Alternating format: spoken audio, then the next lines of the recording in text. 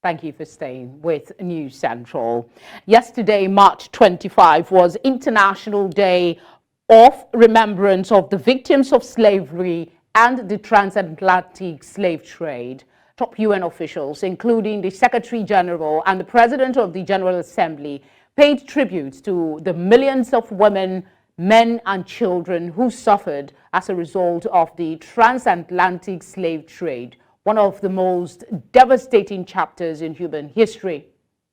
Addressing a commemorative meeting to mark the day, Assembly President Dennis Francis, among other things, emphasized the ongoing impact of slavery's legacy, calling for accountability and reparations as essential components of pursuing true justice, and stressing the urgent need to address systemic racism and discrimination faced by people of African descent, both historically and in contemporary society. To discuss the importance of remembrance, to reflect on the impact of the transatlantic slave trade, and as well raise awareness about the dangers of ongoing racism and prejudice, is Kweku Dako Ankra, historian, and joins us from Accra, Ghana. Thank you very much, Kweku, for giving us your time. Let's just begin with a review of why it is important for us to reflect upon this chapter of our history. Thank you very much. Slavery as an institution that was basically of European origin is something that really affected Africans. In fact, when we deal with the issues of where we are today and then the diasporic people of African descent in Americas and Europe today were first as a result of slavery. And it is important to remember that important era because it really affected Africa's capability in terms of economic development.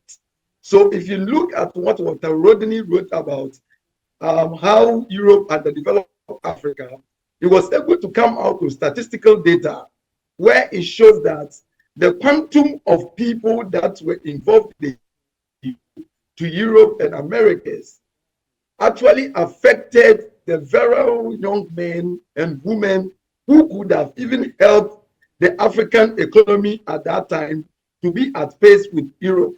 So if you take, for instance, let's use Nigeria around the Kalabali area, where majority of the youthful young women and young guys who ought to till the agricultural production to produce the yams and other farming crops that would have aided the Nigerian economy were all cut off and sent to Europe. And this affected the agricultural production even in Nigeria around the Kalabali area, as well as in other West African countries.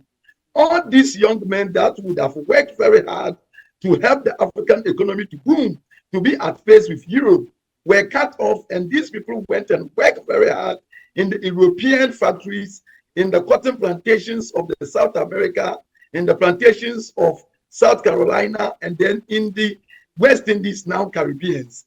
So we could see that the African human resource were taken away from the country, and this affected the Africans' economic participation during the early days of the transatlantic slave trade.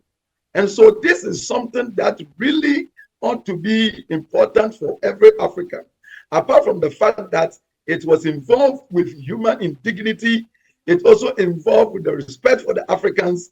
What it actually did to Africa was that it affected Africa's economic development, thereby leading to underdevelopment of Africa. All right, let's slavery did not actually end with the abolition of transatlantic slave trade. In what ways, in your view, does the legacy of slavery persist in today's society? And what are some of the challenges that still need to be addressed in promoting true equity and justice? Let's stick with justice. Equity is still far away.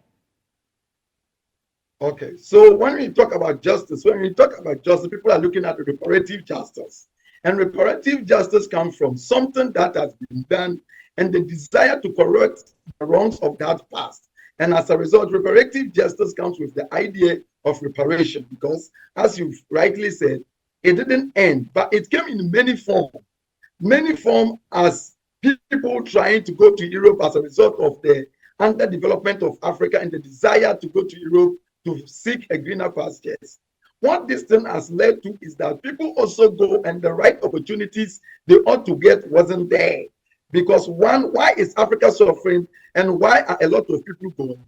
Despite the fact that Africa has its own internal problems with regard to bad governance, economic mismanagement by our leadership. Take it in all, the transatlantic slave trade and its formal forms afterwards, also informal form afterwards, also leads to a lot of Africans leaving their country as a result of historic slave trade that has made it their own land very inhospitable for them to actually compete with other European nations in terms of global competitive markets. So in so doing, people have called for reparation. Why the reparation is actually a good thing to pursue. As from my point of view, what we're supposed to do is that right opportunities in terms of immigration laws. Now, a lot of people are trying to move out of their countries to Europe to seek a lot of opportunity, to Americas to seek opportunities.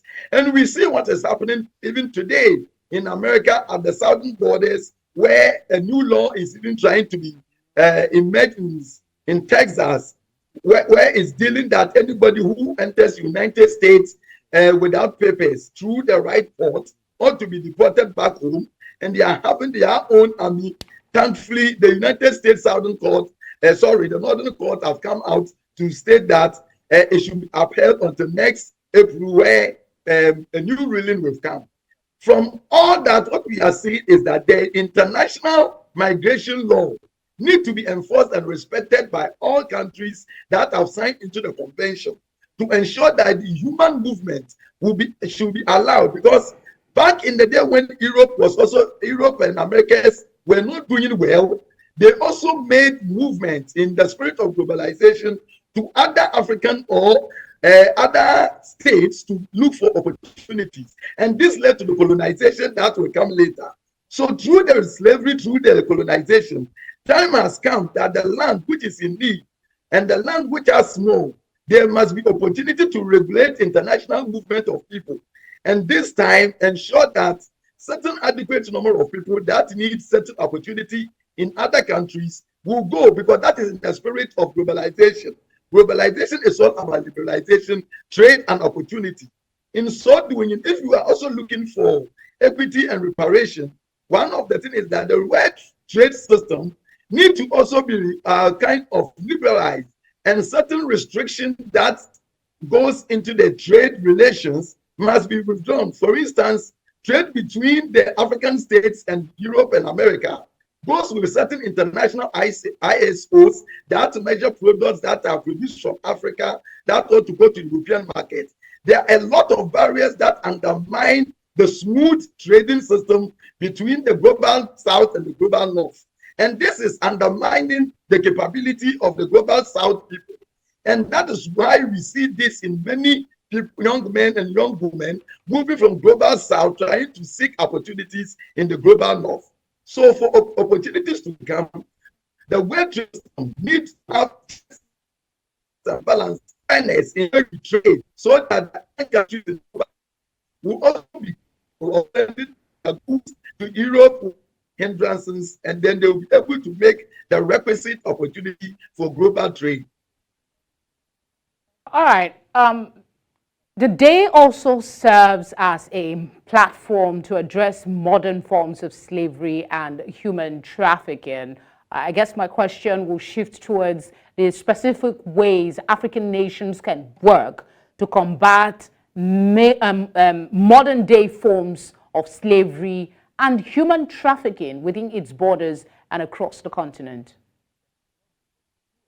Thank you very much. When we look at African borders, they're quite porous, very porous in the way that we don't give adequate resources into global borders the way we ensure the security of our borders.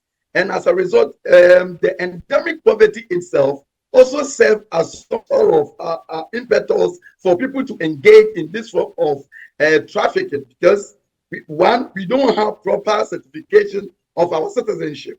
That is one thing that is undermining the African state.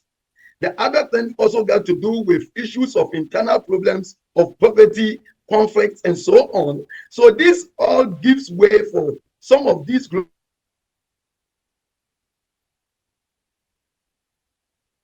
Okay, I think the internet. Opportunities to occur. People, if you look at the historic trade system as transatlantic slave trade and what is happening today, this what in whichever form it has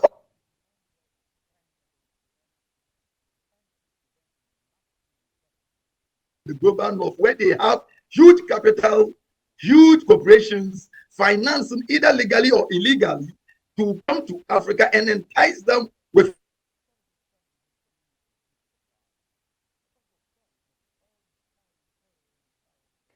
legally or illegally. They are able to override the institutions of Africa, and they are able to take people away from the. All right, it seems the internet is really disturbing from Kweku's end, but just let me see if I can do a quick recap. We'll hope that the internet will improve a bit. We're talking about the commemoration of the International Day of Remembrance of Victims of Slavery and Transatlantic Slave Trade. It still continues in various forms today, even though there seems to be efforts for reparation and justice, and that's what we're discussing with Kweku. Kweku, if you can hear me, I will attempt one last question. Hopefully the network will let you speak to us clearly so we can wrap things up. How can African countries leverage this day to better advocate for social justice, racial equality? Actually, a friend of mine is experiencing racism in Germany as I speak to you, and an end to systemic racism, both at home and globally.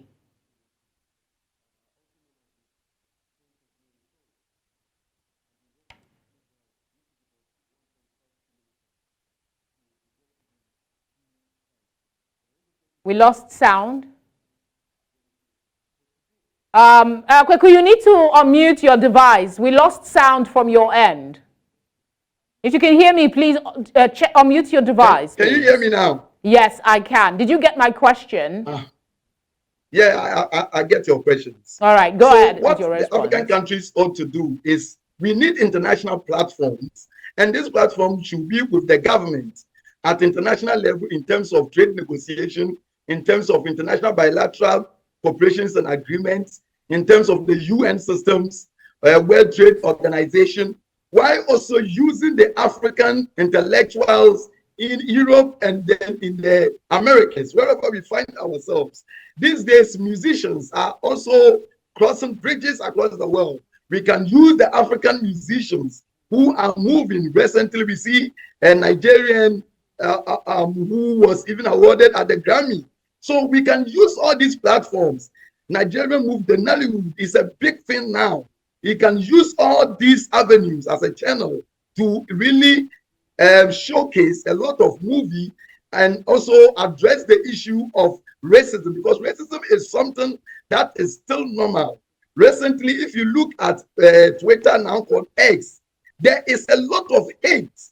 The hate in the modern time is even different from the olden days, where internet people are coming, the white people, so-called white nationalists, are being given a lot of opportunity by Elon Musk with the X, where they are attacking black people everywhere, and it is now being normalized.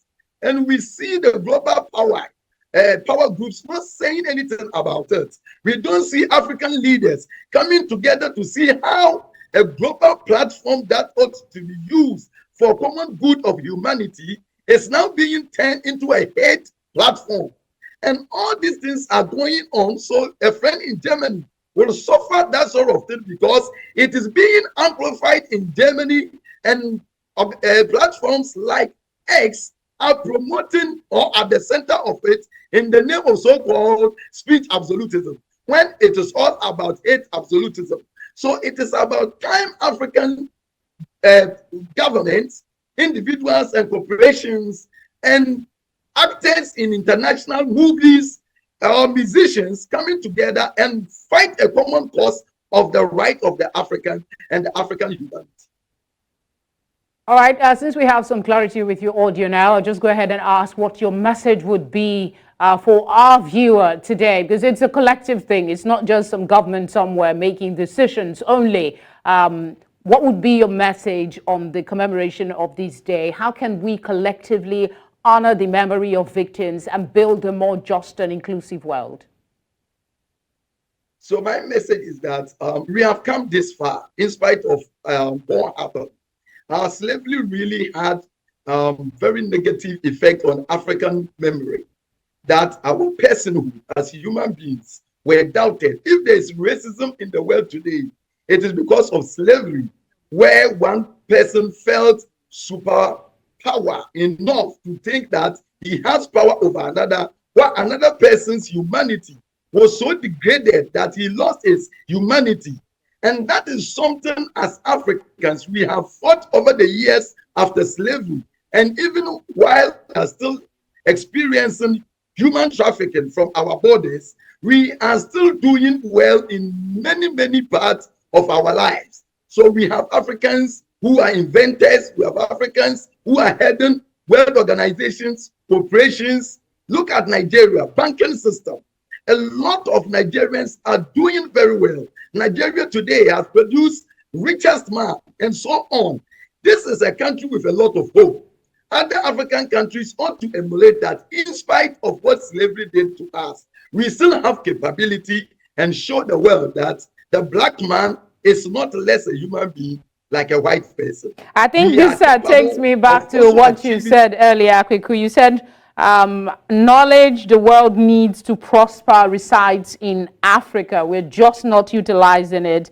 You also said that Africa should be the bedrock of science. We'll get there, I'm sure. Thank you very much for speaking with us. Yeah, thank you very much. Thank you. Indeed, let us all remember, reflect, and work together to ensure that the legacy of slavery is acknowledged and that we all strive for a world free of oppression. Thank you again for your time.